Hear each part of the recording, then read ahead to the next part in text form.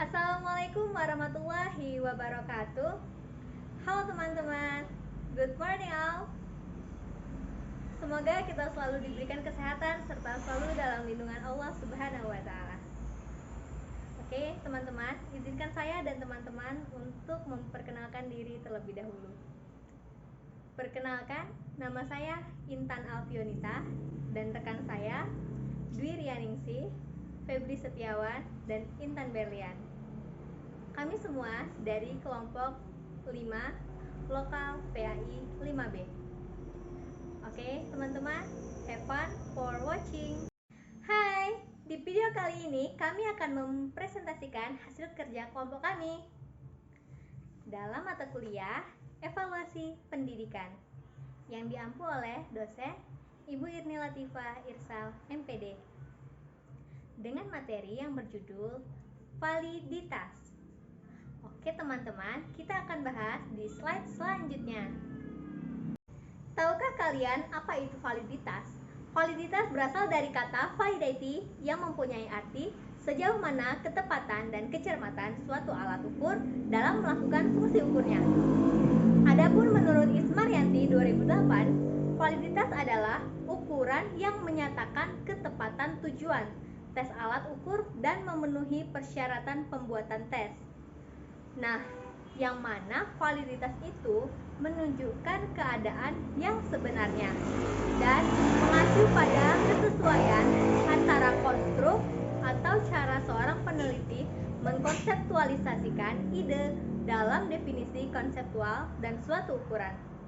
Dan hal ini mengacu pada seberapa baik ide tentang realitas kesesuaian dengan realitas aktual. Dengan demikian, data yang valid adalah data yang tidak berbeda antara data yang dilaporkan oleh peneliti dengan data yang sesungguhnya terjadi pada objek penelitian. Secara luas dapat dikatakan bahwa validitas mengajar seorang guru bergantung pada tujuan tertentu dan subjek mata pelajaran tertentu. Misalnya ya, ini ada contoh. Guru A hanya valid mengajar bidang studi matematika untuk siswa sekolah dasar saja. Nah, guru tersebut tidak valid jika mengajar bidang studi lain dan mengajar bukan di sekolah dasar. Oke teman-teman, nah itulah tadi beberapa pengertian mengenai hakikat validitas. Kita akan lanjut ya teman ke slide berikutnya. Nah, di slide ini kita akan bahas mengenai makna instrumen validitas. Adapun beberapa karakteristik dari validitas yaitu: pertama, validitas sebenarnya menunjukkan kepada hasil dari penggunaan instrumen tersebut, bukan pada instrumennya.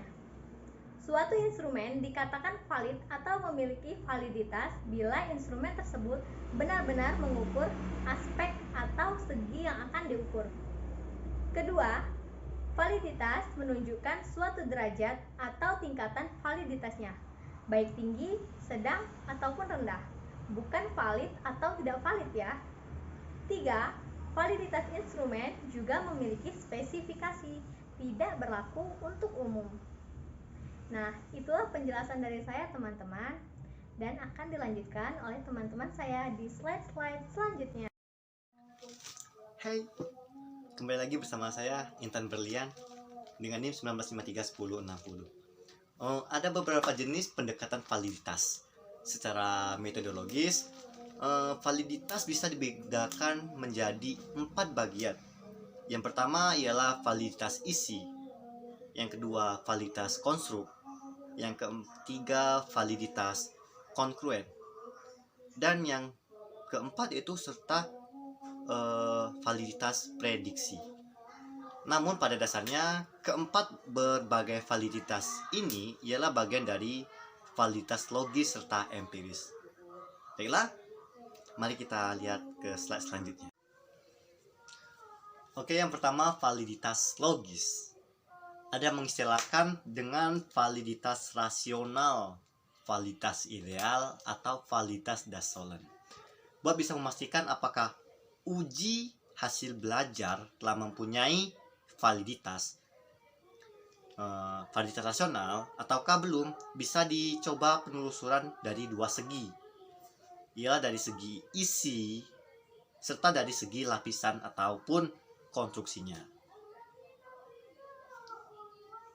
Dan kita akan menjelaskan pada slide selanjutnya. Dan yang kedua yaitu validitas empirik.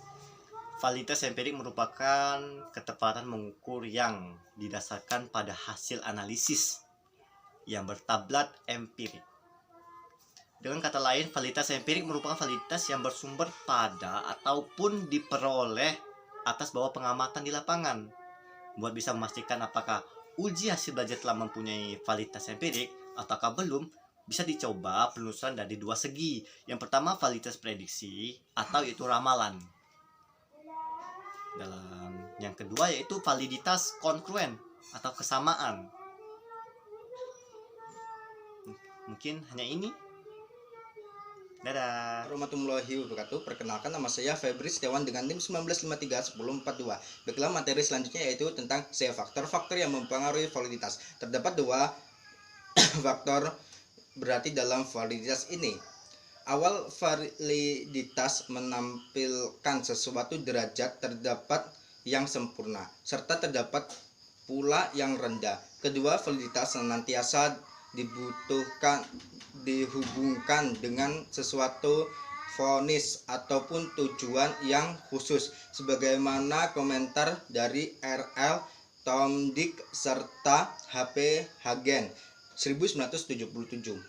Kalau validity is always in relation to a specific decision or as.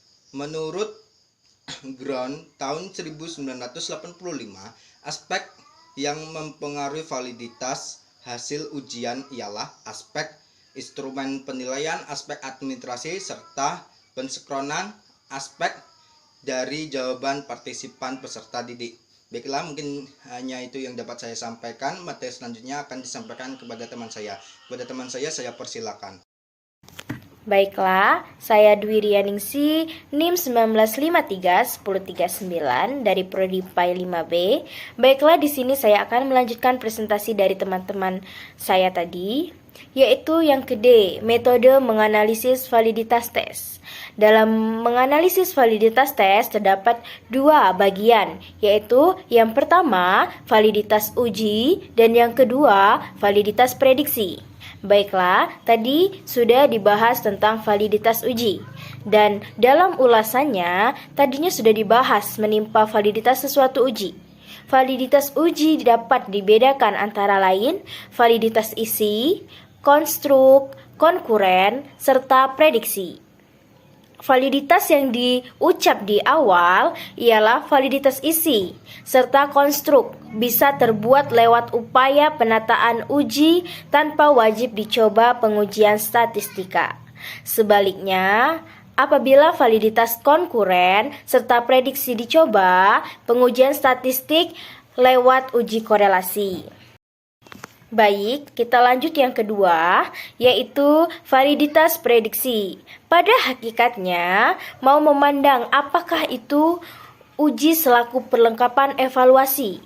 Bisa digunakan buat memprediksikan sesuatu karakteristik ataupun sikap tertentu. Semisal, apakah uji prestasi belajar tertentu bisa digunakan agar meramalkan keahlian tertentu.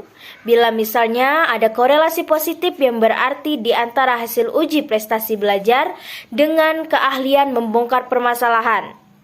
Sebaliknya, validitas konkuren dicoba dengan memperolehkan uji yang dibuat oleh guru dengan uji yang telah berlaku dalam bidang riset yang sama serta agar tingkatan yang sama pula. Dengan demikian, kedua validitas ini dihadapkan pada pengujian statistika ialah korelasi.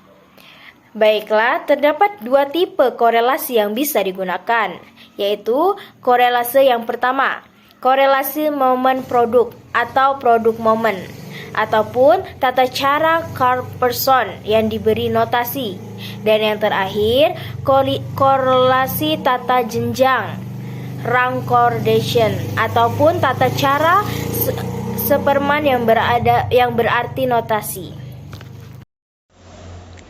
Oke teman-teman, akhirnya presentasi kelompok 5 telah selesai. Semoga apa yang telah kami sampaikan bisa bermanfaat untuk kita semua dan bisa kita pahami bersama-sama ya. Terima kasih telah menonton video kami sampai selesai. Oke guys, thanks for watching. Wassalamualaikum warahmatullahi wabarakatuh. See you and goodbye.